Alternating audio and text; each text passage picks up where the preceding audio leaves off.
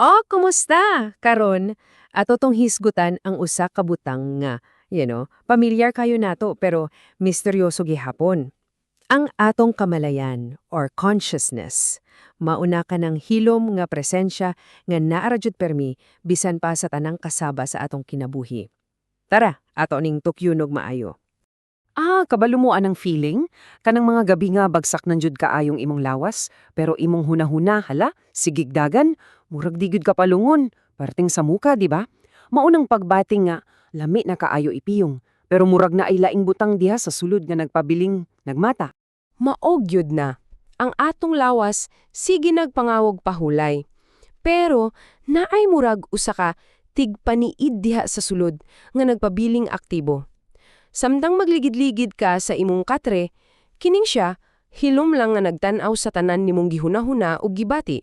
Mao nga, naay nindot nga paagi sa paglantaw ani. Imbes nga makig-away ka anang mga hunahuna, handurawan na lang daw na naglingkod ka sa daplin sa dalan. Tanawa sila. Ang matag hunahuna, murag sakyanan lang nga niagi. Dili nimo kinahanglan nga sakyan o gukdo ng matag usa kanila. So, dini nagita mo abot sa kinauyukan sa atong gihisgutan. Unsa man gyud kining tigpaniid nga tawa. Kinsa o unsa kining bahin nato nga dili gid matulog. Bisag unsa pa kapoy ang atong lawas. Okay, para masabtan gyud nato kung unsa ni siya, usahay mas maayo nga atong sugdan sa pag-ila kung unsa ni siya dili. Murag magpanita, ba? Atong tangtangon ang mga lutod sa atong kasiniahan aron makita nato kung unsa gyud ang nahabilin.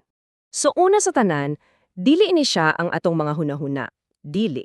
Nganuman kay hunahuna aragod ang atong mga thoughts, mga events ra na sila, mga butang nga nagapangihitabo sulod nato.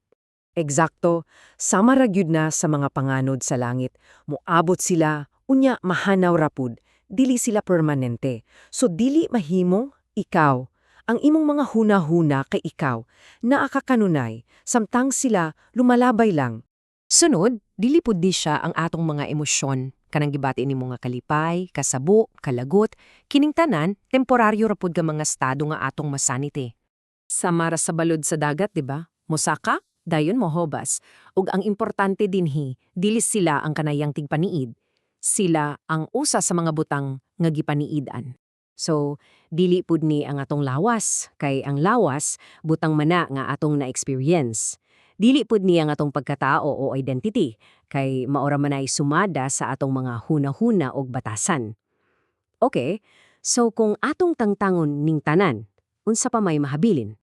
Dinhi na nato makita ang tubag, mag-shift tag gamay sa atong pagtan-aw sa kamalayan. Dili na nato siya isipon nga usa ka butang, kundili isipon ang mismong kawanangan o ang luna diin ng tanan nagpakita. Anya ang pinakasimple nga definisyon. Ang kamalayan dili usa ka butang. Siya ang hawanan, ang field diin ang tanang butang nagpakita, ang imong mga hunahuna, ang imong mga emosyon, ang mga pagbati sa lawas. Sa laing pagkasulti, siya ang konteksto, dili ang unod. O kani, nindot kaayo ni. Ang kamalayan mao ang kahibalo mismo nga nahibalo sa iyang kaugalingon. Awareness nga aware of itself. Simple ra kaayo paminawon no, pero grabe kalaom ang buot ipasabot. Pero, okay, naay sunod nga pangutana. Kung ang kamalayan mao ang tanan, kung siya ang hawanan, unsaon man na pagsukod sa siyensya? Murag, imposible, di ba? Og dinhi nato makita ang dakong kalainan. Sa usa ka bahagi, naa ang kamalayan, nga kinatibuk-an walay kinutuban, walay utlanan. Sa pikas bahagi, naa ang pagsukod, na sa iyang kinaiahan, kunwari nga lokal, limitado o relasyonal. O para mas masabtan, nindot kayo ni nga analogy, hunahuna ang hangin. Dili gyud nimo masukod ang hangin mismo. Ang imong masukod kay ang epekto niini, ang paglihok sa mga dahon, ang pag-usab sa pressure. Ingon ana pud sa kamalayan.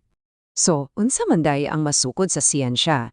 Dili ang kamalayan mismo, kundi ang mga lokal nga ekspresyon niini, mga butang sama sa coherence kanang pagkaorganisado, reduced entropy kanang pagkunhod sa kasamok, mga sumbanan sa organisasyon. Sa atong pa ang masukod nato kay kung yun sa paggihawi sa kamalayan sa higayong nga kini musugot nga mahimong lokal.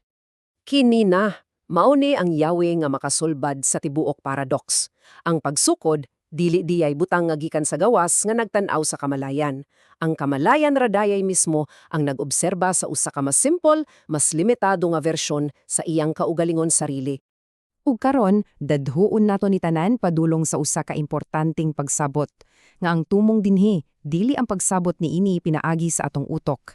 Ang tumong, mao ang pag-ila ni ini. Ang direkta nga pag-ila, diha mismo sa atong kasinadhian. Kay sa tinuod lang, dili jud nimo masukod ang alpha ug omega. Dili nimo masukod ang butang nga mao ang tanan ug ana sa tanang dapit. Kay ang tanan nimong gamit pang sukod, ana man sa sulod ni ini. Mao siguro ni ang pinakaimportante nga punto sa tanan. Dili diyan ni kinahanglan nga sabton sa utak. Kinahanglan lang nga mailahan. Ang simple nga pag-ila sa butang nga sa tinuod lang naa naman diha kanuay. Og karon atong ibalik ang tanan kanimo nga naminaw. Kanang mismong kamalayan nga nangutanang karon, mao na mismo ang tubag nga iyang gipangita. Dili na siya butang nga layo. Siya na ang pinakasuod ug pinaka-intimate nga bahay sa imong pagkaikaw. Mao nga, mubalik ta sa atong gisugdan. Unsa kaha kung ang tinuod niya pahulay, ilabi na sa mga gabiing na dilita katulog, dili diay ang pagbuhat og usa ka butang, sama sa pagpugos sa lawas nga matulog? Unsa kaha kung usa lang kini kapag ila? Ang pag-ila lang anang hilom, nagmata nga presensya, nga kanunay anaa ug kalmado na daan. Usa kanindot nga pangutana nga atong pamalandongan.